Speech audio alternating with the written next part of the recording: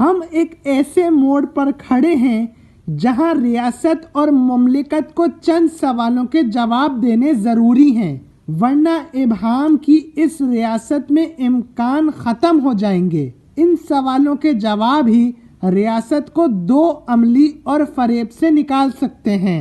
جناب، کیا ہم ایک آئینی جمہوری ریاست ہیں جہاں آئین کی عملداری ہے؟ کیا ہم ایک آزاد معاشرہ ہیں جہاں آزادی رائے اور شخصی آزادیاں موجود ہیں؟ کیا ہم ایک ایسا معاشرہ ہے جہاں طاقت کا سرچشمہ صرف عوام ہے؟ اگر آئین کی عملداری ہے تو معاشرتی ناہمواری، مذہبی تفرقہ بازی اور معاشی استحصال کیوں موجود ہے؟ ایسا کیوں ہوا کہ ریاست کے وجود کے ساتھ ہی ایک متضاد بیانیے کو بنیاد بنایا گیا؟ مذہب، معیشت اور معاشرت کو ایک ایسے بیانیے کے سپرد کیا گیا جس نے سوائے کنفیوژن کے کچھ نہیں دیا۔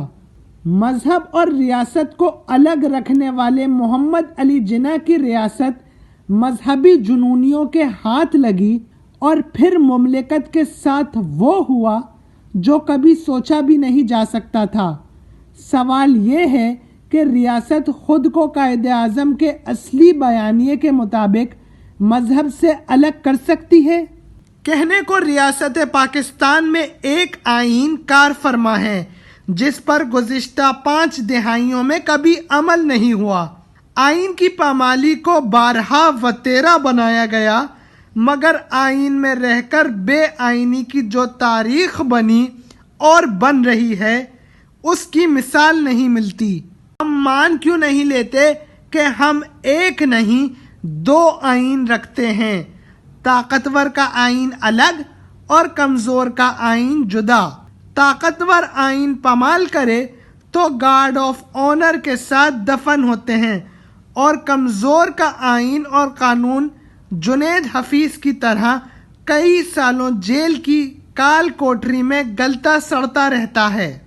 سیاست میں مداخلت اور آرٹیکل 5 کے ذریعے آئین کا استعمال کر کے پارلیمانی جمہوریت کو روندنے والے بچ نکلیں اور توہین مقدس گائے کے مرتکب علی وزیر کو ضمانت کے باوجود جیل میں بلا جواز بند رکھا جائے تو ایسے آئین کو طاقتور کی موم کی ناک قرار کیوں نہ دیا جائے؟ یہ مشکل بھی درپیش ہے کہ قرضوں کے حصول کی حد مقرر کیے جانے کے قانون کے باوجود لامحدود قرضے لینے والے حکمرانوں پر کیا تعزیر لگتی ہے، اور اس کا خمیازہ کولوں کی طرح جتے عوام کیوں بھگت رہے ہیں؟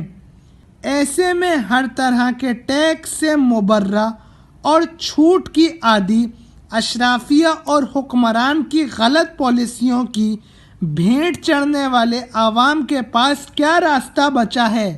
گزشتہ چند سال میں ذاتی خواہشات پر تشکیل کردہ نظام ریاست کو ایسے دوراہے پر آیا ہے جہاں خوف ہے کہ آئین پر عمل فسطائیت کی راہ ہموار کرے گا اور بے عملی آمریت۔ ایسے میں جمہوریت آئین کی کتاب میں محض ایک باب نہیں تو اور کیا ہے؟ سوال آزادی اظہار کا بھی ہے جو ایک سراب بن چکا ہے۔ سچ کہنے والے مسلوب اور گالم گلوچ کرنے والے آزادی اظہار کے متوالے بتائے جاتے ہیں۔ مخمسے میں ہوں کہ ایک طرف گالی دینا، بہتان لگانا، جھوٹ بولنا آزادی اظہار ہے تو دوسری جانب اسے روکنا آئین کی خلاف ورزی۔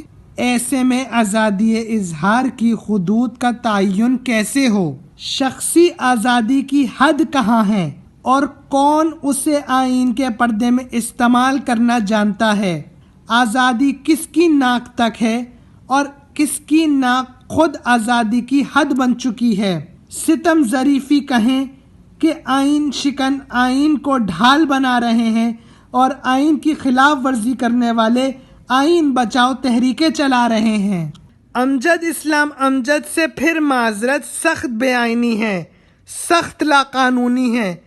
کیا سب خلط ملط نہیں ہو چکا؟ مان لیجئے کہ آئین کے تحفظ کی آڑ میں آئین چرا لیا گیا ہے۔ مجھے اندیشہ ہے کہ بغاوت کے مقدمات جس انداز میں گھڑے جا رہے ہیں، اس کا اصل ہدف مستقبل میں آئین اور جمہوریت پسند ہو سکتے ہیں۔ کہیں ان کارروائیوں کا مقصد آنے والے دنوں میں غداری کے مقدمات کی راہ کو ہموار کرنا تو نہیں؟ آئین میں اداروں کی حدود متعین ہیں، مگر کیا کریں کہ اسٹیبلشمنٹ سیاست سے الگ ہوتی ہے تو عدلیہ آئین پر شب خون مارنے کی تیاری میں لگ جاتی ہے۔ ایسے میں پارلیمانی اختیار انصاف کے چند بتوں کے ہاتھوں پر یرغمال ہو جاتا ہے۔ سوال یہ ہے کہ آئین کا جو حلیہ ہم بگاڑ چکے ہیں، اسے ابہام سے نکالے گا کون؟